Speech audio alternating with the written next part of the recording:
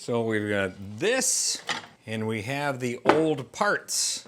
Then I have another new bird feeder that I'm gonna put the camera inside of. This is the new aluminum bottom. We're gonna make it that big. So, get this out of the way. The general idea is to have the bird feeder this long, and then at the end of the bird feeder will be the camera. And it's always handy to have a big chunk of rough sawn cedar laying around. So we've got these cut. This is 1 inch thick by 2 inches deep. If you want to get that girthy with it, that's fine. Now on the old feeder, there was about 3/4 of an inch for the feed tray.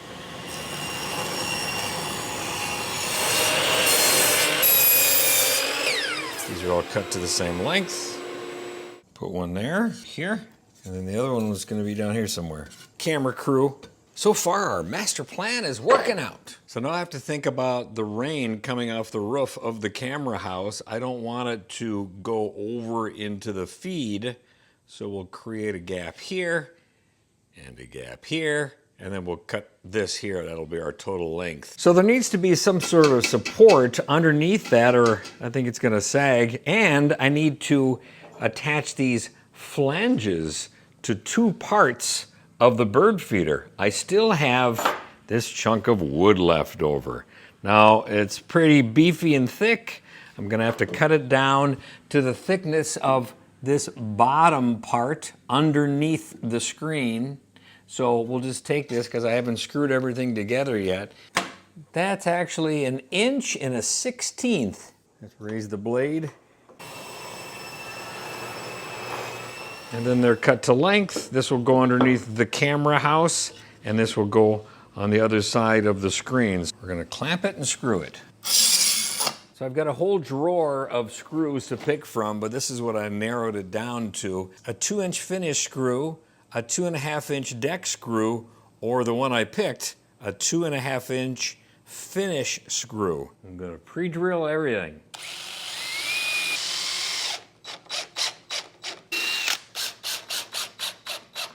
I'm going to use the 2.5-inch deck screws for the support part.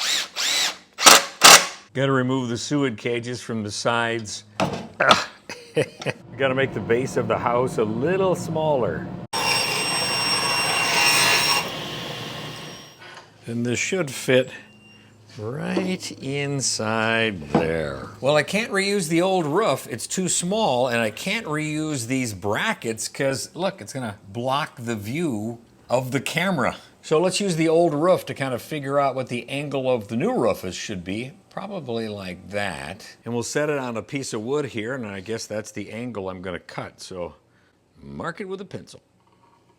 There's my sketch. Here's the angle finder. 40 degrees is what I have to set the miter saw at. Oh, let me point out the fact that I have no idea how to work this tool that I own.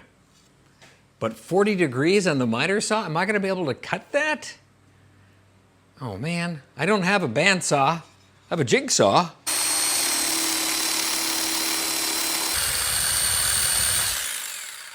Now I set the miter saw at 40 degrees.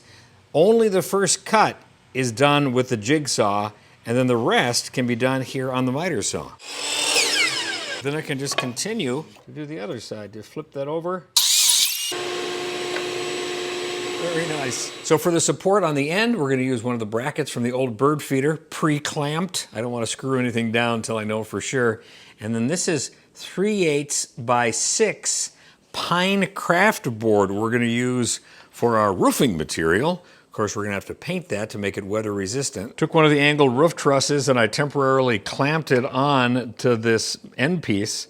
I need to know how long these beams are going to be on the other end of the bird feeder to hold up the other end of the roof. 7 inches.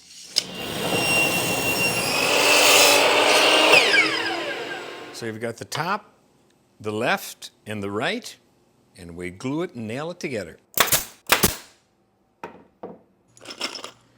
Found a couple of angle brackets. Perfect. Use what you got.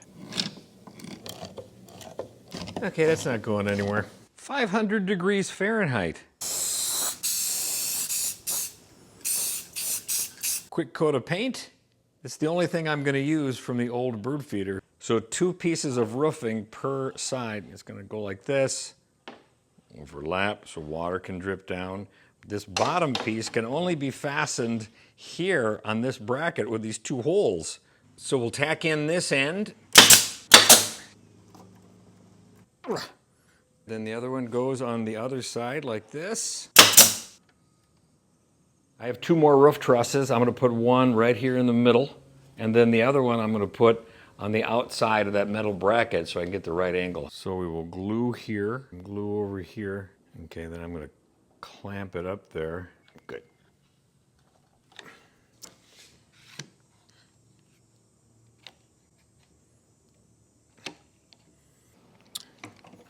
Okay, let's put the middle one in, clamp it up. So there's going to be a gap here when I put that top piece on. See that gap right there? So these are going to overlap. This isn't going to match up at the top of the roof. Let's get the angle finder. So it's still at 40. The red arrow and the red scale indicate the exact miter saw setting for a perfect miter joint every time. So that's at 25 degrees. Oh, brother. Half of 40 is 20. I'm going to do 20.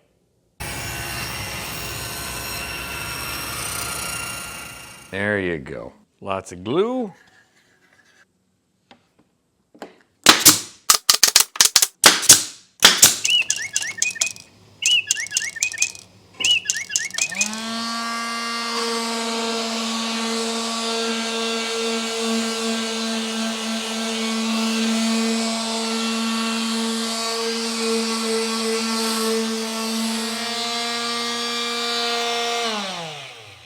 One nice smooth seam. We shall now paint the camera house's roof. This is aromatic cedar.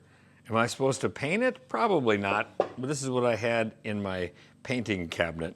Gloss apple red. So for the main roof, I'm going to use hunter green.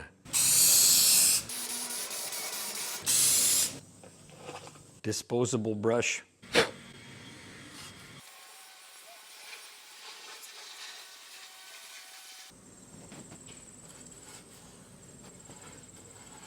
Probably 2 more coats of that, and probably 3 more coats of that.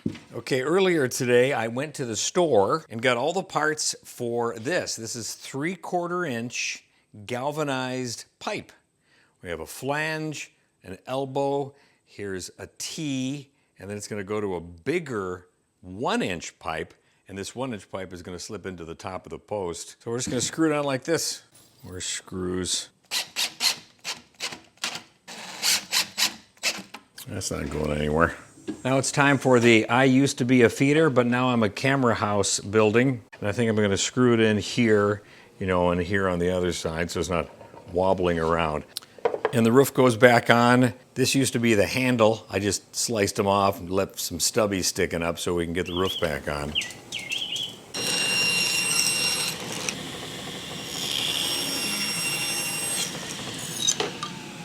Countersink it a little bit.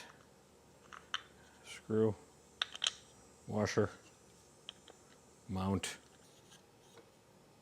A homemade GoPro stand. Put it in when I need it, and then, you know, take it out when I don't need it. Okay, let's go put it on the pole. So it's placed on top of the pole. I stuck it in this. So here's the plug-in that I'll plug in somewhere. Inside, I've drilled a hole, and up through the pipe, which is actually a top rail to a chain link fence. And inside here is a USB port, which I'm gonna plug into. And then that will go up into the camera house where the GoPro is gonna sit. And then it'll shoot video all the way across.